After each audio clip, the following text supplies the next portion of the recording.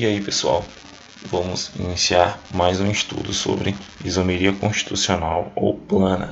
O caso de hoje é a tautomeria ou isomeria dinâmica, tá ok? Ela vai ocorrer aí, pois ela é um caso especial de isomeria de função. Ela ocorre quando seus isômeros coexistem em equilíbrio dinâmico em uma solução aquosa. Olha só essa equação química que eu trouxe para vocês. Eu tenho aqui o etanal e o etenol. O etanal é um aldeído. Você percebe por essa parte da molécula aqui, tá bom? C dupla OH. E tu tem um enol, que é o etenol. Apesar de terminar com o ol aqui, ele não é um álcool, ele é um enol, devido a essa insaturação. A hidroxila está ligada a um carbono insaturado, então ele é um enol. Essa dupla setinha central, ela indica que está acontecendo um estado de equilíbrio dinâmico, tá bom?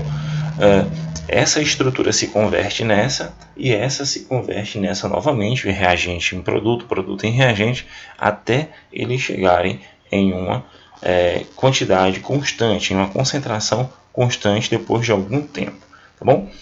Experimentalmente, se tu pegar o etanol e dissolver ele em água, ele vai começar a produzir enol. A quantidade de etanol, tá bom? Ele vai diminuindo e vai produzindo aí o enol, tá certo? E depois de um certo tempo tu vê que essas concentrações permanecem constantes, chegando aí a um estado de equilíbrio. Existe o deslocamento dessa dupla ligação do hidrogênio, formando aqui o etenol, que é um enol. Nesses casos nós teremos a isomeria dinâmica ou tautomeria. Professor, por que ela é um exemplo de isomeria de função? Por que ela é um caso especial? Você está vendo que aqui tu tem a função aldeído e tu tem a função enol. Logo, tu tem isômeros, mesma fórmula molecular, mas de fórmula estrutural diferente e funções diferentes. Mas nesse caso específico, nós temos aí a tautomeria. Ela é muito conhecida. Toda vez que você perceber que tem um aldeído um enol e um enol em equilíbrio dinâmico, tu vai ter tautomeria aldoenólica. Tá bom? Vamos lá. Tem mais um caso aqui para vocês. Eu tenho aqui a propanona, tá certo?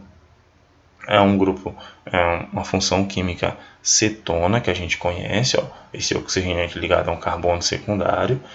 E tu tem aqui um enol novamente, tá bom? Propen 2-ol, hidroxila ligada a um carbono insaturado. Existe um equilíbrio entre eles, tá indicado aqui por essa seta dupla, e você percebe que existe uma conversão, tá bom?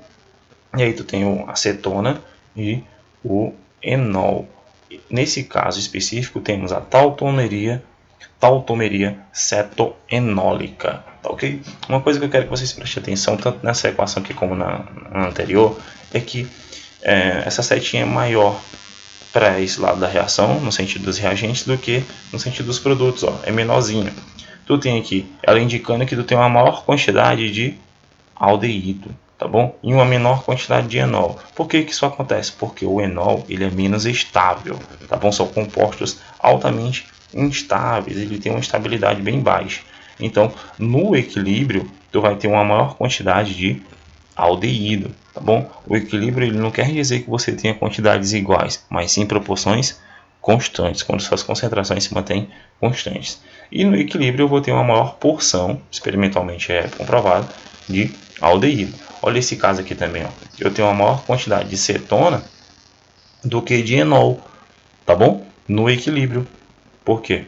O enol ele é menos estável, já a cetona ela é mais estável, tá ok? Então dentro da isomeria de função nós temos a tautomeria ou a isomeria dinâmica. Mas como é que eu vou saber, tá bom? Como é que eu vou classificar no momento aí que eu tiver uma estrutura? A gente vai ter uma ordem de prioridade. Preste atenção nessa estrutura. Nós temos aqui a molécula C2H6O que a gente estudou no início da isomeria. Ela pode formar o etanol e o metóximetano. Se tu perceber, existe uma diferença entre essas duas moléculas. Primeiramente a função. Aqui é a função álcool, aqui é a função éter. Tu pode perceber que ela já tem a isomeria de função. Mas tu pode perceber que essa cadeia é homogênea, tá bom? Porque não apresenta heteroátomo. Já essas cadeias aqui, elas são o quê? Heterogêneas, porque apresentam um heteroátomo. E aí vai ser isomeria de função ou isomeria de cadeia? Eu vou seguir a ordem de prioridade.